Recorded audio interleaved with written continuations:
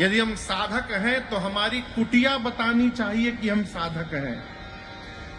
कहो, यहां राम जी पहुंचे हैं वाल्मीकि जी के आश्रम में। अभी वाल्मीकि जी से भेंट नहीं भई, राम जी ने आश्रम का वातावरण देखा। क्या देखा? राम दीख मुनि बास सुहावन,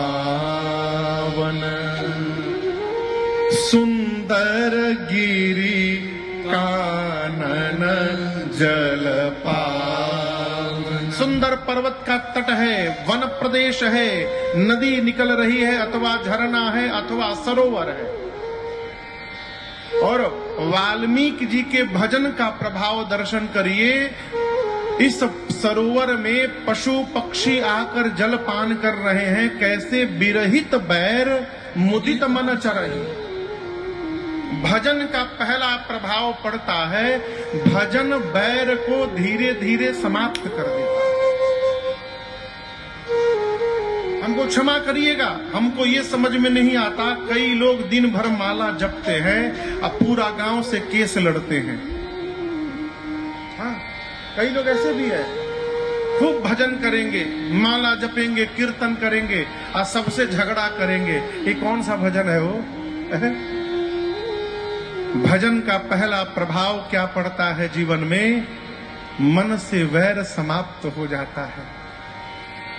और हमारे पूज्य महाराज श्री कहा करते हैं, बेटा जीवन में विरोध से बचना। विरोध रखोगे तो जीवन के विकास में अवरोध खड़ा हो जाएगा, इसलिए विरोध से बचना है। आगे बढ़ने वाले को उलझना नहीं चाहिए। जिसको आगे चलना है, हाथी जब जाते हैं ना गांव से हाथी, तो पूरे गांव के कुत्ते उस हाथी को भौंकते हैं। कुत्ते क्यों भौंकते हैं? कुत्तों की अपनी एक समस्या है। कुत्ते गांव वालों को देखते हैं कि पूरा गांव कुत्तों हाथी के आगे हाथ जोड़े खड़ा है।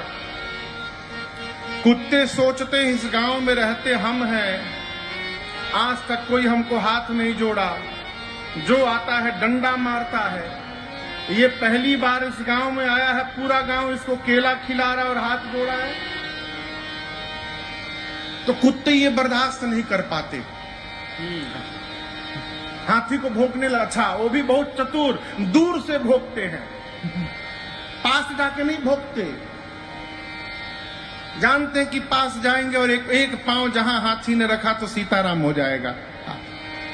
लेकिन आप दर्शन करिए, हाथी अपने आनंद में मस्त होके चलता रहता है, उसे कोई फर्क नहीं पड़ता।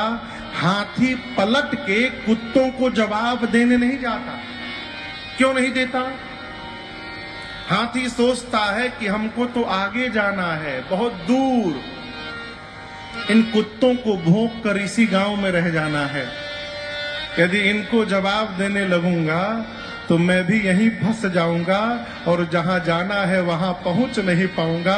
इसलिए इनको भौंकते रहने देना चाहिए, अपनी यात्रा बनाए रखिए।